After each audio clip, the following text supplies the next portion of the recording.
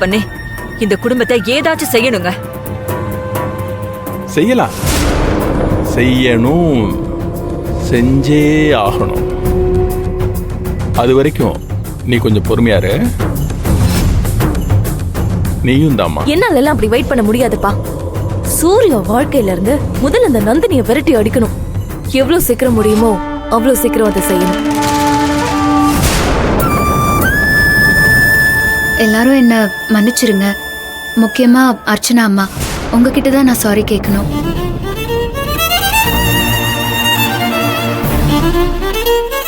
எனக்கு தெரியும் என் மேல நீங்க ரொம்ப கோபத்துல இருப்பீங்க. ஆனா எனக்கும் இந்த கல்யாணத்துக்கும் எந்த சம்பந்தமும் இல்லை. திடீர்னு என் கழுத்துல தாலி கட்டுவாருன்னு நானும் எதிர்பார்க்கல. இருந்தாலும் தெரிஞ்சோ தெரியாமலோ உங்க வாழ்க்கை பாதிக்கப்படுறதுக்கு நானும் ஒரு காரணமாயிட்டேன். இப்போ கூட எல்லாருக்கும் நடுவுல உங்களை ராசி இல்லாதவா அது இதுன்னு சொல்லி அவங்க பேசும்போது ஏதோ என் மனசுக்கு அவ்வளோ கஷ்டமா இருந்துச்சு. எனக்கு என்ன பண்றதுன்னு தெரியல, என்ன சொல்றதுன்னு தெரியல. உங்க மனசு துடிச்சு போயிருக்கோங்கிறது மட்டும் எனக்கு நல்லா புரியுதுமா. தயவு செஞ்சு என்ன மன்னிச்சிருங்க.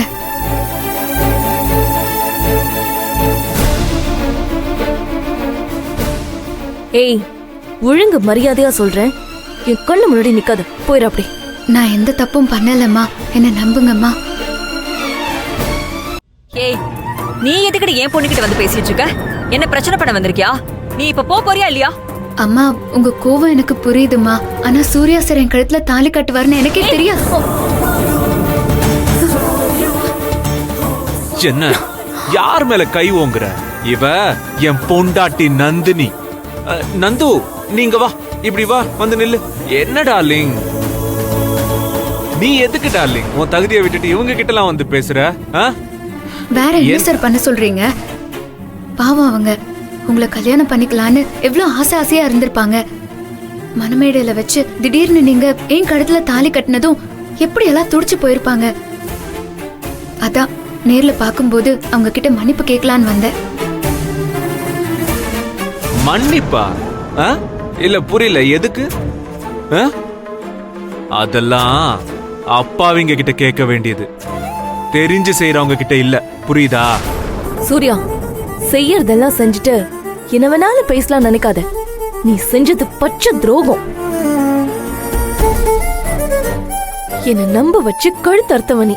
இல்ல, நான் தெரியாம தான் கேக்குறேன். கல்யாணத்துக்கு முன்னாடி அத்தனை வாட்டி நம்ம போன்ல பேசணும், ஒன்னா ஊர் சுத்தணும், சாப்பிட்டோம், செல்ஃபி எடுத்தோம், மூவி போனோம், எல்லாம் பண்ணோம். ஏன் ஆசாசியா கிஃப்ட் எல்லாம் வாங்கி கொடுத்தனே, நீயும் வாங்கிக்கிட்டியே. எல்லாத்துக்கும் மேல என் பர்த்டே உன் கூட மட்டும் ஸ்பெஷலா செலிப்ரேட் பண்ணணும்னு ஆர்டர் பண்ணி கேக் எல்லாம் வெட்டணும். நீயும் தானே வந்த. எல்லாத்தையும் செஞ்சுட்டு கடைசியில ஏன் சூர்யா இப்படி ஏமாத்துன?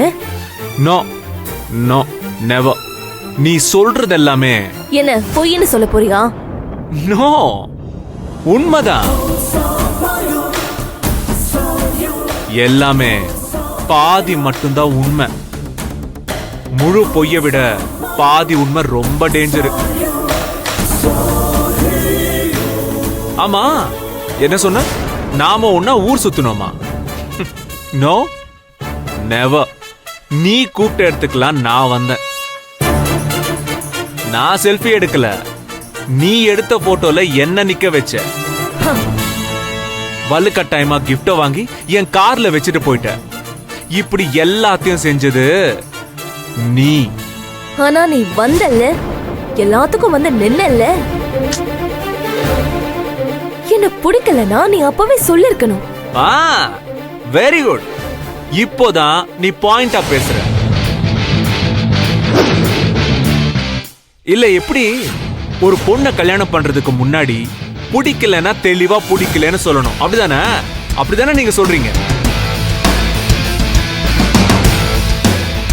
நான் உங்ககிட்ட எத்தனை தடவை சொன்னங்க, நீங்க என்ன கல்யாணம் பண்ணிக்காதீங்க, உங்க வாழ்க்கை நல்லா இருக்காது, உங்களுக்கும் எனக்கும் செட் ஆகாதுன்னு 100 வாட்டி உங்ககிட்ட நான் சொன்னேன். வார்ன் பண்ணனா இல்லையா? உங்ககிட்ட மட்டுமா? இதோ நிக்கிறாரு தி கிரேட் ரத்னவேல் சார், அவர்கிட்ட கூட தான் நான் சொன்னேன். சார் சொன்னனா இல்லையா?